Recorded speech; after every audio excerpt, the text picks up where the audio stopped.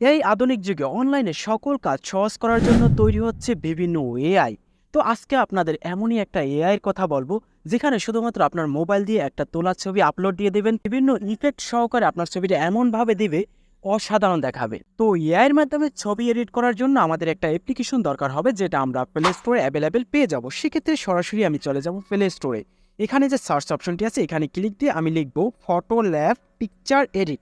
আপনারা একটু বানানটা ভালোভাবে দেখে নিতে পারেন। এটা লিখে সার্চ দেওয়ার সাথে সাথে এই অ্যাপ্লিকেশনটি চলে আসবে।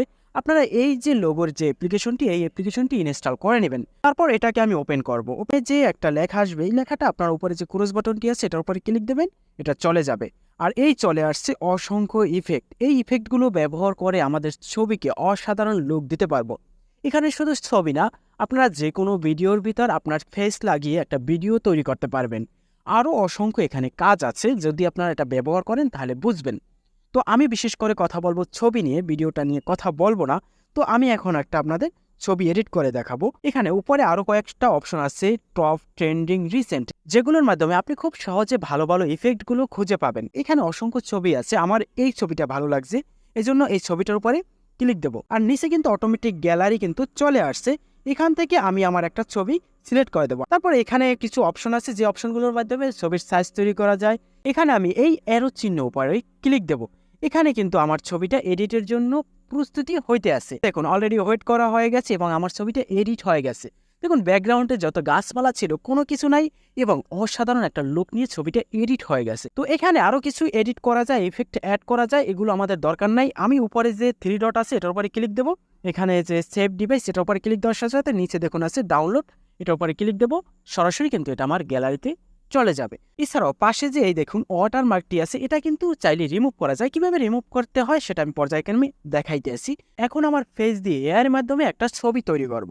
এখানে দেখুন এআই এর মাধ্যমে যে ফেস দিয়ে ছবি এডিটগুলো যে করা যায়, সেই ছবিগুলোর নিচে কিন্তু ফেস দেওয়া আছে। এমনই একটা আমি ছবি এখানে সিলেক্ট করতেছি, যেটা ফেস দিয়ে তৈরি করা হয়। এটার উপরে ক্লিক দেবো, একটু লোড নিবে।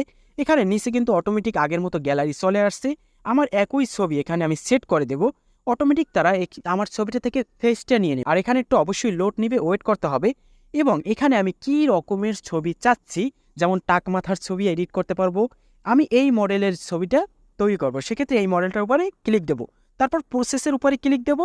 সাথে সাথে কিন্তু এটা প্রসেসিং হবে। প্রসেসিং হয় কিন্তু আমার ফেস দিয়ে এআইয়ের মাধ্যমে বডি দিয়ে তারা একটা অসাধারণ ছবি তৈরি করে দিছে। এখানে অসংখ্য ছবি তৈরি করে দিছে। আমার পছন্দ অনুযায়ী এখান থেকে আমি ডাউনলোড করতে পারি।